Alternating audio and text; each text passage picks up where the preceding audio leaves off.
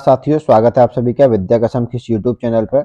जहां MPPSC prelims 2024 के लिए हम लोग सफलता के 15 वीडियो सीरीज लेकर आए हैं।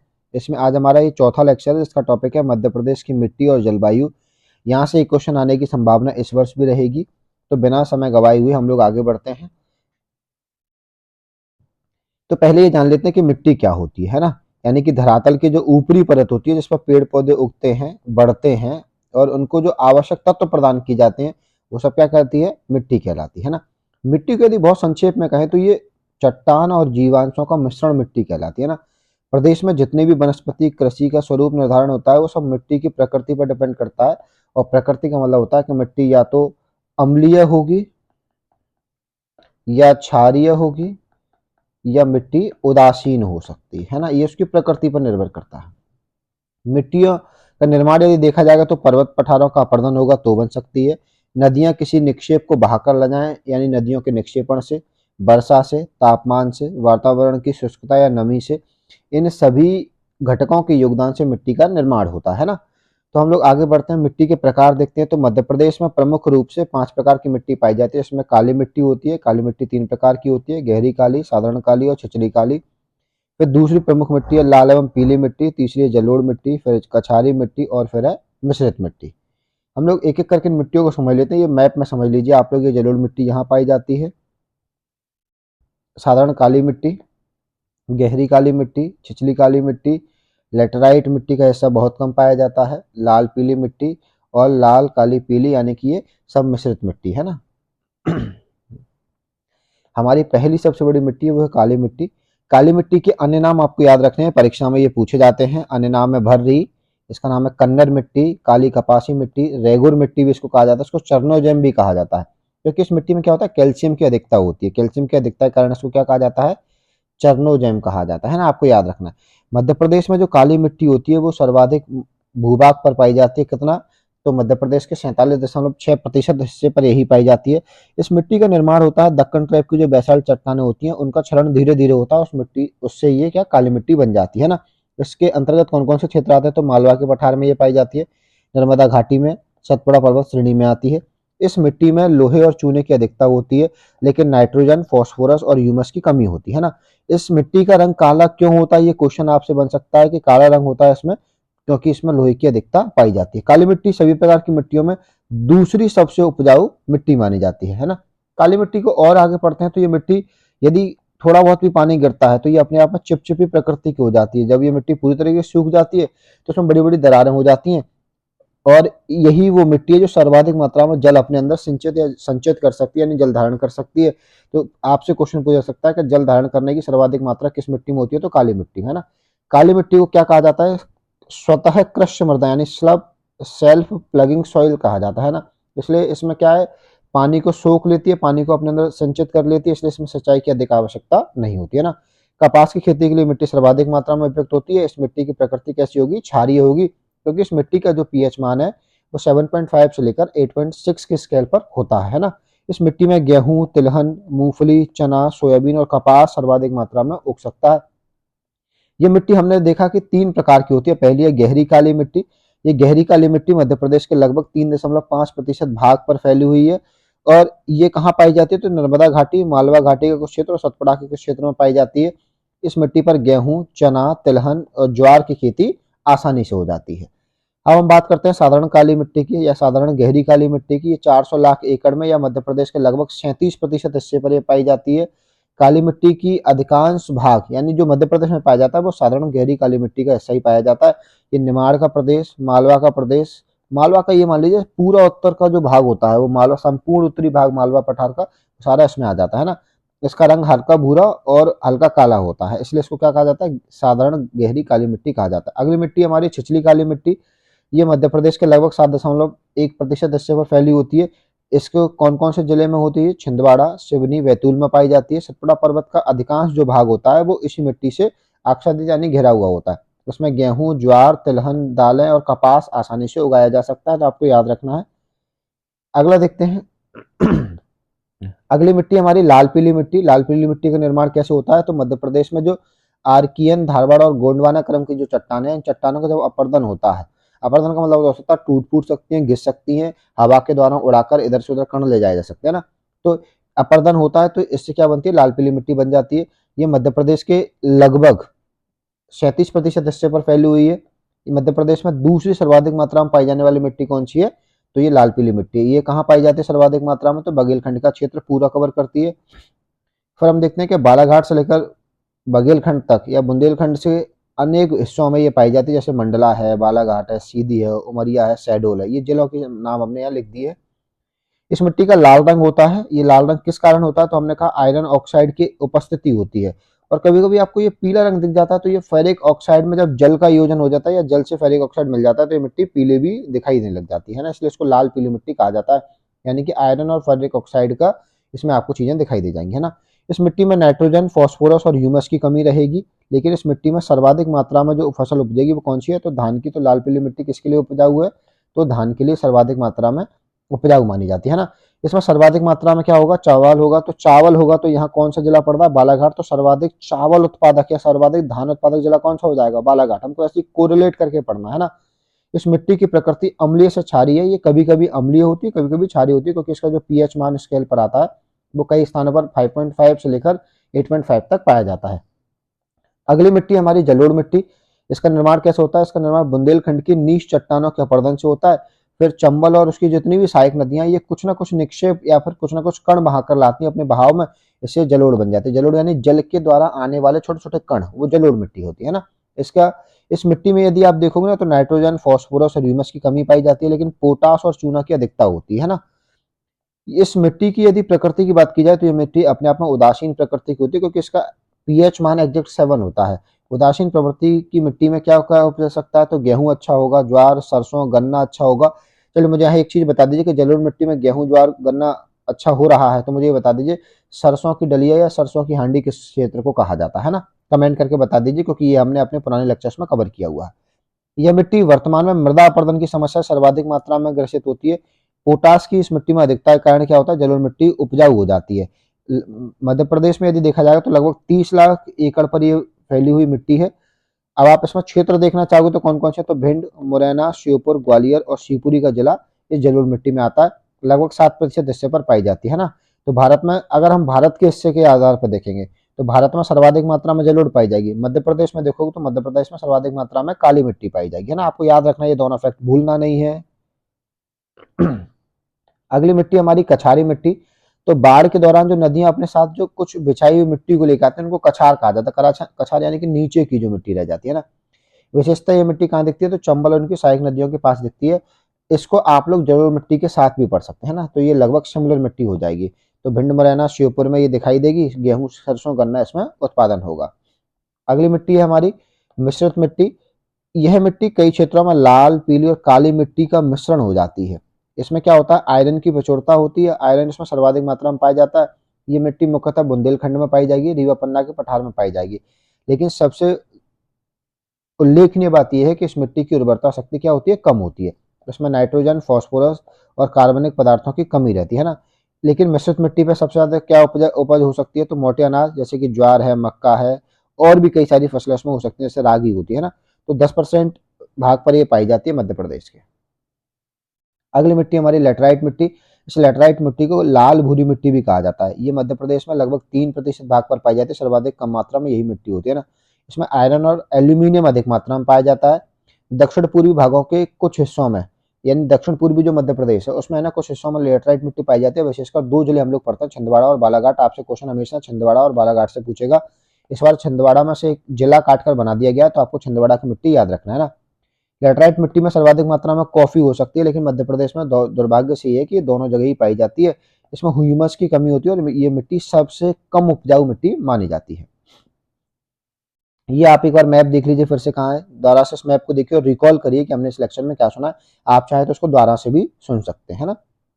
अब हम देखते हैं कि मृदा अपरदन क्या होता है। देखो, वर्षा जल बहाव जो भी होता है ना, ये अपरदन धीरे धीरे अलग अलग कारकों से होता है।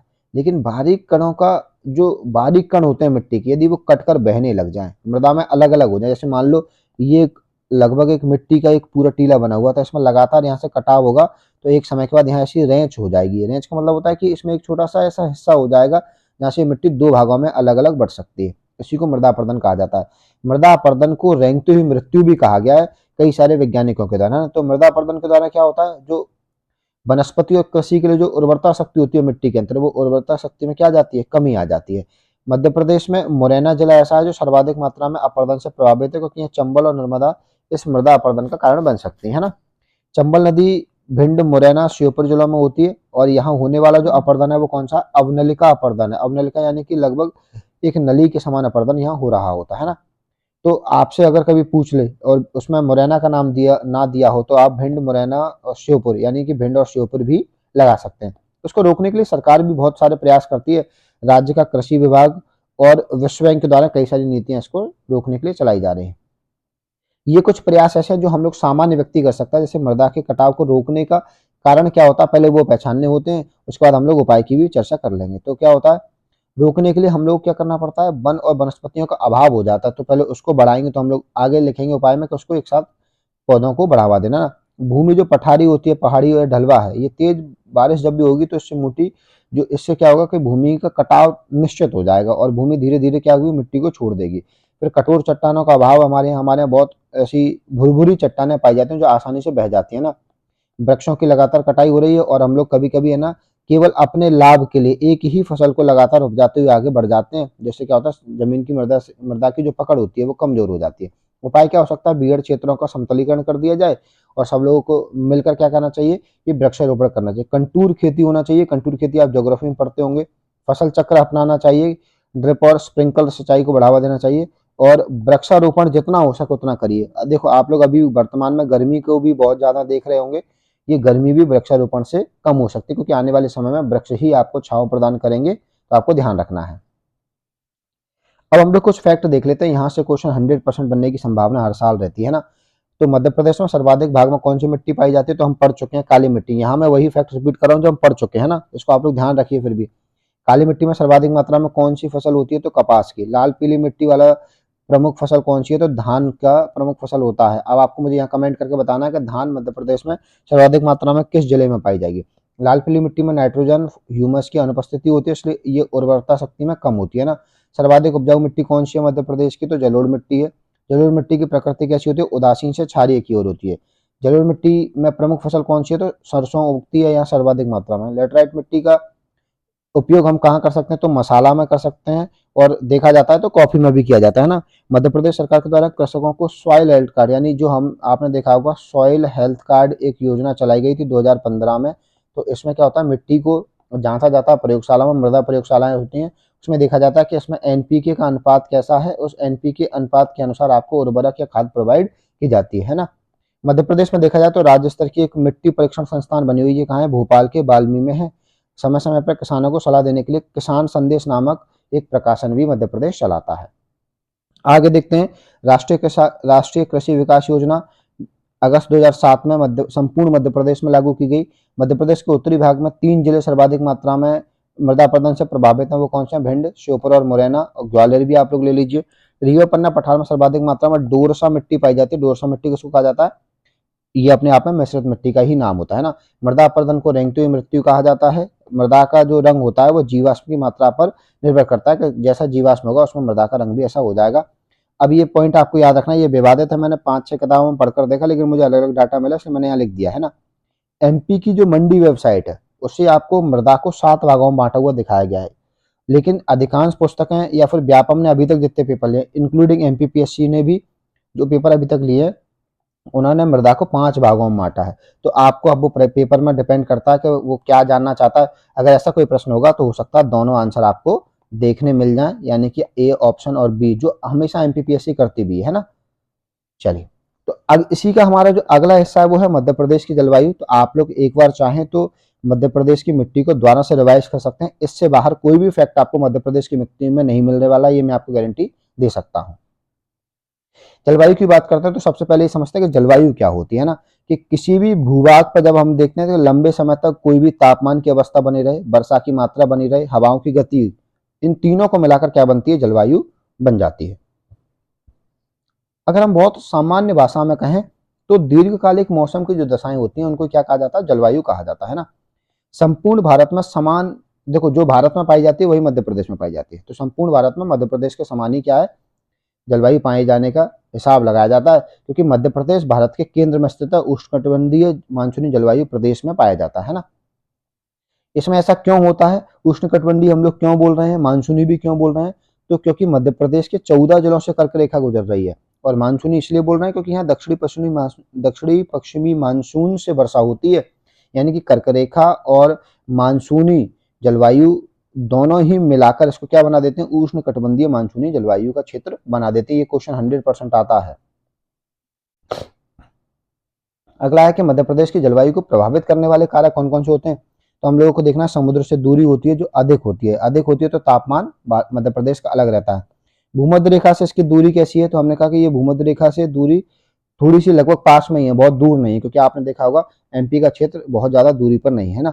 कर्क रेखा है, कर्क रेखा इसके लगभग 14 जिलों से गुजरती है, तो इसमें गर्मी अधिक रहेगी। पर्वतों की स्थिति देखा जाए, सतपुड़ा विंध्याचल पर्वत के कारण इसमें वर्षा अधिक होती है, इसलिए मानसून का भी प्रभाव दिखता है। पठार है, उच्चावक की स्थिति में सम जलवायु प्रदेश बन जाते हैं, और भू आवेष्टित स्थिति है इसकी, चारों तरफ से क्या है, किसी न किसी राज्य से घिरा हुआ है, कोई बहुत बड़ा समुद्री या अंतर्राष्ट्रीय सीमा इसमें नहीं दिखती है।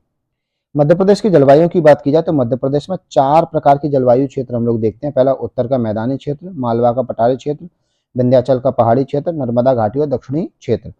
लेकिन यदि हम लोग विद्वानों के अनुसार पढ़ने का प्रयास करेंगे तो AR सुब्रमण्यम और T श्रीमन नारायण, जिन्होंने 1991 में एक जलवायु की विभाजन किया था, उसको जलवायु को 3 भागों में बांटा। तो आपसे पूछेगा AR सुब्रमण्यम या सुब्रमण्यम और श्रीमन नारायण ने कितने भागों में बांटा, और 3 में कौन कौन सी, तो इन्होंने कहा अर्धशुष्क अथवा स्टेपी गर्म शीतोष्ण, उष्णकटिबंधीय आर्द्र एवं शुष्क जलवायु। तो ये 3 मात्राओं में आपको मिल जाएगी, है ना। ये वर्षा का तापमान और वर्षा के आधार पर, या फिर जलवायु का वर्षा और तापमान के आधार पर बंटवारा दिया गया था।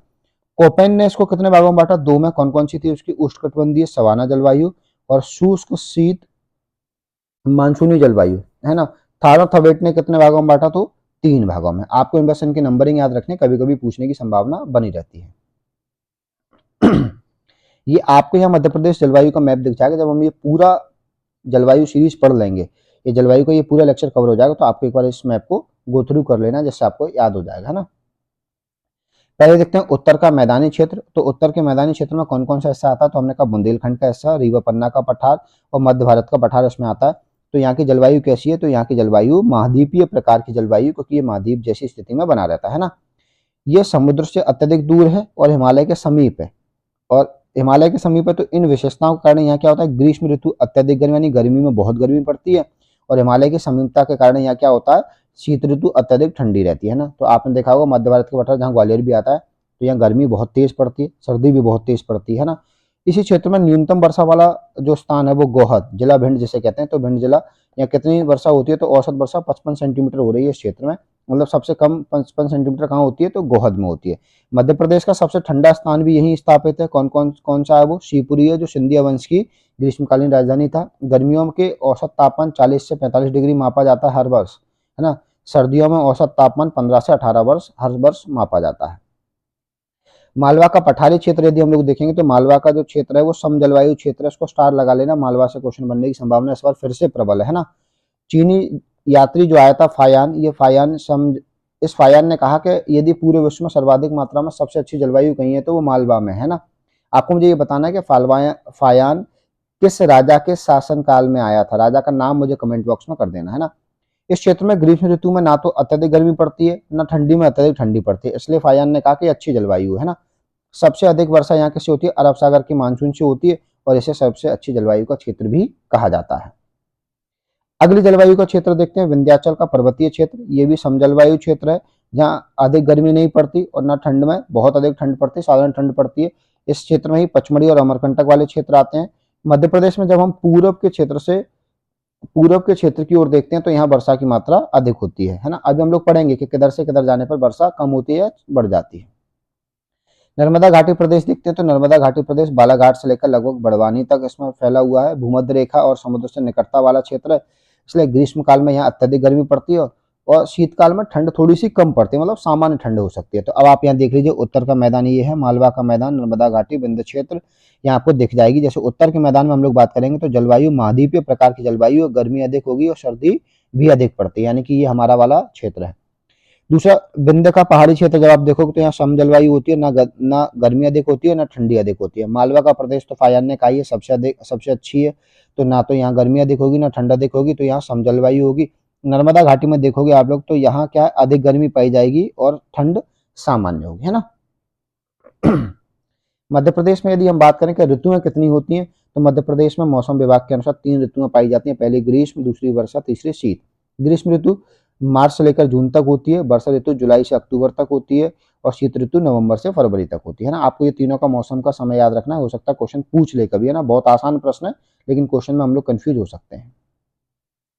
अगला है ग्रीष्म ऋतु। ग्रीष्म ऋतु कब पड़ती है, तो मार्च के मध्य से प्रारंभ होती है और जून के मध्य तक चलती है। ये क्यों पड़ती है, क्योंकि 21 जून को सूर्य क्या होता है, सूर्य कर्क रेखा पर लंबवत दिखाई देता है, इसलिए हमको गर्मी बहुत अधिक महसूस हो रही होती है इन जून के महीनों में आके, है ना। उत्तरी जिलों में यदि देखा जाए तो ग्वालियर, भिंड, मुरैना, दतिया, ये जून के मध्य तक तापमान में सर्वाधिक मात्रा में बढ़ोतरी देखते हैं और इसके कारण क्या होता है कि अन्य स्थानों की तुलना में यहाँ तापमान फिर भी आपको ये क्या दिखेगा, कम दिखेगा, लेकिन ग्रीष्म ऋतु में तो गर्मी बहुत पड़ती है। मध्य प्रदेश में ग्रीष्म ऋतु को क्या कहा जाता है, यूनाला कहा जाता है। 21 डिग्री सेंटीग्रेड मध्य प्रदेश का औसत तापमान है ग्रीष्म ऋतु का, है ना। गंज वंशोदा में 1995 में देखा गया तो सर्वाधिक तापमान 48.7 था, है ना। 2008 और 8 से लेकर 12 तक अगर हम खोज करेंगे कहीं तो हमको खजुराहो और बड़वानी दिखाई देगा। 2013 के बाद से लगातार आंकड़ों में देखोगे तो छतरपुर जिले का खजुराहो आपको मिल जाएगा और नौगांव का नाम भी दर्ज किया गया है। तो अगर आपसे अभी वर्तमान में पूछेगा तो खजुराहो और नौगांव में से एक उत्तर लगाना है, जो क्या है आपका सर्वाधिक गर्मी वाला जिला है ना। संपूर्ण मध्य प्रदेश में मई का महीना सबसे गर्म महीना माना जाता है, क्योंकि सभी स्थानों पर आपको यहाँ गर्मी दिखाई दे रही होती है मध्य प्रदेश के अंतर्गत, है ना। अगर सबसे कभी आपसे पूछ ले कि दैनिक तापमान अंतर किस महीने में अधिक होता है, तो आपको याद रखना है मार्च के महीने में अधिक होता है, क्योंकि इस महीने में क्या होता है कि लगभग आकाश स्वच्छ होता है और वायु की आर्द्रता कम हो जाती है। अगली ऋतु हमारी वर्षा ऋतु। ये वर्षा ऋतु कब होती है, तो ये जुलाई से लेकर अक्टूबर तक पाई जाती है। यहाँ वर्षा दक्षिण पश्चिम मानसून तथा बंगाल की खाड़ी और अरब सागर दोनों की शाखाओं से हो रही है ना। यहाँ सर्वाधिक मात्रा में वर्षा यदि कभी दिखाई देगी तो आपको जुलाई से अगस्त तक होगी। जुलाई में भी आप ये मान लीजिए 10 जुलाई के बाद ये संभावना प्रबल हो जाती है। वर्षा ऋतु में यदि हम वर्षा की बात करेंगे तो औसत वर्षा कितनी होती है, 112 सेंटीमीटर होती है। पूर्वी भागों में अत्यधिक वर्षा होगी 140 से 165 सेंटीमीटर तक और पश्चिमी और उत्तर पश्चिमी भागों में ये वर्षा घटती चली जाती है। सबसे कम वर्षा वाला क्षेत्र अभी हम लोग पढ़ चुके हैं कौन सा है, तो गोहद जहाँ 55 सेंटीमीटर होती है और सबसे अधिक वर्षा वाला क्षेत्र कौन सा है, पचमढ़ी होशंगाबाद जहाँ 199 सेंटीमीटर होती है ना। इसका मतलब ये कह सकते हैं कि भारत में और मध्य प्रदेश में कभी भी वर्षा एक समान कहीं भी नहीं होती है ना। हम लोग इस पॉइंट को स्टार लगा के लिख लेना कि पूर्वी और दक्षिण पूर्वी मध्य प्रदेश में वर्षा ज्यादा होती है, लेकिन पश्चिमी मध्य प्रदेश में जाते हैं तो वर्षा कैसी हो जाती है, कम हो जाती है। वर्षा ऋतु को सामान्य भाषा में चौमासा कहा जाता है और इस ऋतु में अधिकांश वर्षा किससे होती है, बंगाल की खाड़ी से होती है। तो हम लोग जब पूरब से पश्चिम की ओर जाते हैं या दक्षिण से उत्तर की ओर जाते हैं तो वर्षा की मात्रा कैसी हो जाती है, घट जाती है। आपको ये याद रखना है ना। जैसे हम लोग यहाँ देख रहे हैं, अगर हम पूर्व के स्थानों से पश्चिम की ओर आ रहे हैं, जैसे यहाँ 75 से 100 सेंटीमीटर वर्षा है और यहीं आपको दिख जाएगा कि यहीं कौन मिलेगा आपको, होशंगाबाद वाले क्षेत्र में ये लगा हुआ है ना, अधिक वर्षा 150। लेकिन यही हम देख रहे हैं कम वर्षा, यानी पश्चिम की ओर आ रहे हैं तो वर्षा क्या हो रही है, घट रही है। यही हम दक्षिण से लेकर उत्तर की ओर जाएंगे तो यहाँ भी क्या होगा, वर्षा घट जाएगी। आपको ये ध्यान रखना है। शीत ऋतु की बात करते हैं। शीत ऋतु नवंबर से लेकर फरवरी तक होती है। सूर्य की स्थिति इस समय भूमध्य रेखा के दक्षिण में होती है, इसलिए मध्य प्रदेश में तापमान कम पाया जाता है ना। इस शीत ऋतु को शियाला कहते हैं। इस ऋतु में वर्षा भी प्राप्त होती है, जिसे मावट कहते हैं। ये वर्षा होती किससे, तो कुछ लोग बोलते हैं वर्षा चक्रवातों के कारण होती है, लेकिन इसका वास्तविक सही आंसर ये है कि ये वर्षा किससे होती है, पश्चिमी विक्षोभ से होती है। इसी को मावट कहा जाता है गाँव में। मावट का लाभ कहाँ होता है, तो रबी की फसलों में मावट का लाभ होता है। चलिए आप फटाफट मुझे बता दीजिए कि रबी की फसल कौन कौन सी है, तो आपको ये कमेंट करना है ना। सबसे कम तापमान यदि देखा जाएगा तो दिसंबर और जनवरी माह में पाया जाता है। अब हम लोग महत्वपूर्ण तथ्यों की बात कर लेते हैं, जो हमारे जलवायु से संबंधित महत्वपूर्ण तथ्य। इन महत्वपूर्ण तथ्यों को जरूर पढ़कर और 2 से 3 बार तो कम से कम सुनना है इनको आपको। चाहे आप चाहे तो 1.5 पर कर लीजिए, 2x पर इसको सुन लीजिए, क्योंकि आपको एक बार सुन लेंगे तो आपको ये याद रह जाएगा, यहाँ से क्वेश्चन आने की संभावना प्रबल है। और ये मान लीजिए कि इस लेक्चर से बाहर मिट्टी और जलवायु से क्वेश्चन कुछ भी नहीं आने वाला है ना, ये आपको मैं इंश्योर करके दूंगा। तो महत्वपूर्ण तथ्यों में पहला तथ्य हमारा का सर्वाधिक तापमान कहाँ पाया जाता है, तो खजुराहो में है 48.2 से लेकर ये अभी तक ले, ये मान लीजिए कि बढ़ने की संभावना लगातार बनी रहती है ना। न्यूनतम तापमान कहाँ पाया जाता है, तो शिवपुरी में पाया जाता है। सर्वाधिक वर्षा वाला स्थान कौन सा है, तो पचमढ़ी होशंगाबाद है, जहाँ 199 सेंटीमीटर की वर्षा होती है। सबसे कम वर्षा वाला क्षेत्र कौन सा है, तो गोहद है, जहाँ भिंड में सबसे कम वर्षा होती है। कितनी होती है, 55 सेंटीमीटर। औसत वर्षा कितनी है मध्य प्रदेश की, तो 112 सेंटीमीटर। अब ये क्वेश्चन आप एक बार पेपर में गलत जरूर करेंगे, स्टार लगा लो या जितने लगा सकते हैं। सर्वाधिक वर्षा वाला जिला कौन सा है, तो बालाघाट। और सर्वाधिक वर्षा वाला क्षेत्र कौन सा है, तो या स्थान कौन सा है, तो पचमढ़ी। जिला होशंगाबाद नहीं है सर्वाधिक वर्षा वाला जिला कौन सा होगा, बालाघाट। आपको ध्यान रखना है। आपसे कभी पूछ ले कि सरकारी आंकड़े कहाँ से जारी होते हैं, तो ऋतु वेधशाला कहाँ पर है, ये इंदौर में है ना। मध्य प्रदेश के विंध्य क्षेत्र में अरब सागर और बंगाल की खाड़ी दोनों के मानसून से वर्षा होती है। सितंबर और अक्टूबर में क्या होता है कि बारिश के कारण जो उमस बढ़ती है, उस उमस से गर्मी महसूस होती है, उसी को क्या कहा जाता है, द्वितीय ग्रीष्म ऋतु कहा जाता है।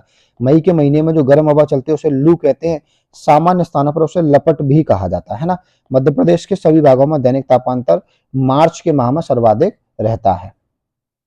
अब ये कुछ पॉइंट्स ऐसे मैंने आखिरी में लिखवा दिए हैं, जिससे कि आपको ये कभी भी आप अदर एग्जाम देने जाएंगे, जैसे यूपी पीसीएस देंगे या यूपीएससी देंगे या आरएएस देंगे, तो वहाँ ये कठिन प्रश्न थोड़े से पूछे जा सकते हैं। हालांकि ये एमपीपीएससी के माध्यम से जरूरी नहीं है, लेकिन फिर भी आप कोशिश करना कि एक बार इसको पढ़ पाए, है ना। तो आज का लेक्चर हमारा यहीं समाप्त होता है। आप हमारे लेक्चर को बार बार सुनने के लिए हमारे यूट्यूब चैनल को सब्सक्राइब कर सकते हैं। सबसे पहले जानकारी पाने के लिए आप हमारे यूट्यूब चैनल के बेल आइकन को प्रेस कर सकते हैं, जिससे आपको लगातार खबरें सबसे पहले मिलती रहेंगी, है ना।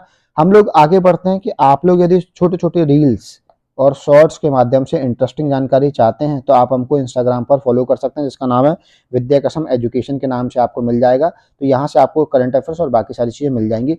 यदि आपने ये लेक्चर सुना और इस लेक्चर को आप पीडीएफ फॉर्मेट में चाहते हैं, तो पीडीएफ फॉर्मेट में आपको ये लेक्चर मिलेगा टेलीग्राम पर। टेलीग्राम पर हमारे टेलीग्राम हैंडल्स का नाम है विद्या कसम एजुकेशन, जहां आपको एमपीपीएससी के special notes, update content, MPG के और मॉडल पेपर्स, और इस बार हम लोगों ने कोशिश की है कि हॉट टॉपिक्स, यानी कि यहाँ से लगभग क्वेश्चन फंसने की संभावना रहती है।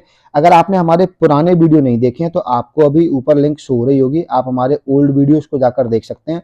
और मैं आपसे ये कहूंगा कि इस वीडियो का आप लगभग 2 से 3 बार देख लीजिए, इस पूरी सीरीज को 2 से 3 बार सुन लीजिए, जिससे पेपर में आने वाले एमपी के लगभग 80 to 90% क्वेश्चन आपको यहीं से कवर होते हुए दिख जाएंगे। इस सीरीज के लिए बहुत बहुत धन्यवाद। आप हमारे साथ बने रहिए और आगे भी ऐसी